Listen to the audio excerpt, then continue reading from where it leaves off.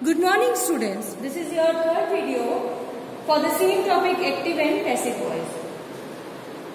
As we have studied about the fundamental rules, we can see that three things we have to do majorly while making the sentence in passive voice.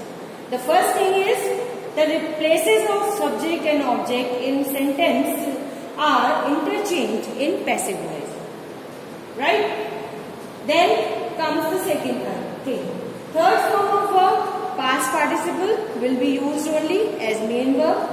And the third thing, auxiliary verbs for each tenses are used according to given tenses of the sentences. Now see, first of all, the present simple tense. In present simple tense, we use auxiliary verbs like is, am, are. Now let us take one example. As in active voice, he sings a song. Here, he is a subject, a song is object, and sings is verb. So, as per the rule, we will interchange the subject and object in this sentence.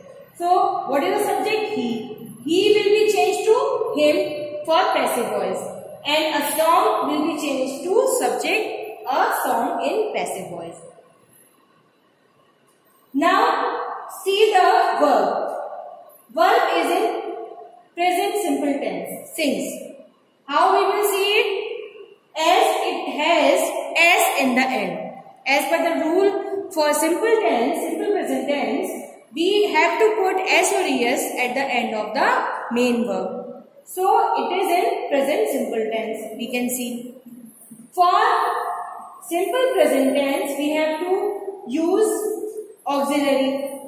Out of these three auxiliaries, which one we will use? It depends upon the person of the subject in active voice sentence.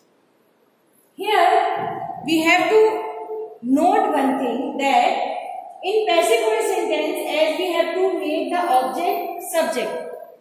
The object of the active voice sentence, we have to make it subject in passive voice. So, while selecting the auxiliary for passive voice sentence, we have to see the person of object of the active voice sentence. Clear? Because we have to make the subject, this object here, right? According to the person of the object in active voice, we will select the auxiliary for passive voice sentence as it is the subject here. Clear? If the subject is singular or plural, it doesn't have any effect on passive voice sentence auxiliary, because we have to see the object's number for selecting the auxiliary. Remind it always. This is very important while making the passive voice sentence. Clear? Now one thing more, that here we have taken the subject as he, and here we have kept it in place of he, him. Why it is so? Because as per the rule in pronoun, as we have studied already, that pronouns will be different at the place of subject and at the place of object. For he, we will use him. He is a subjective pronoun and him is an objective pronoun for he. Clear? So, I will tell you the list of these pronouns and subjective and objective pronouns later on in next videos. But here we have to see that this change will occur every time. Whether you have to, you will be having any of the pronoun in the sentence.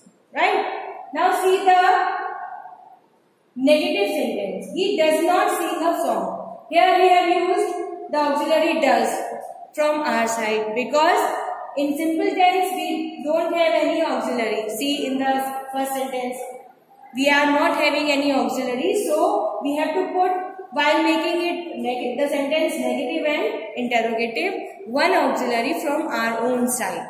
That is does and do for present tense. And out of does and do, which one we will use? It depends upon the subject's number again. So here the subject is singular, so we have taken does. For passive voice, at the place of does we will use is auxiliary, right? And not in between the auxiliary and the main verb. While making an interrogative sentence, we have to keep this auxiliary at the beginning of the sentence, and at the last we will put question mark only. And in the same way in passive voice, at the place of does we will use is, and it will be kept in the beginning of the sentence. And lastly, we will put question mark. Clear? If you have any query related to this, you can ask to me personally. Thank you.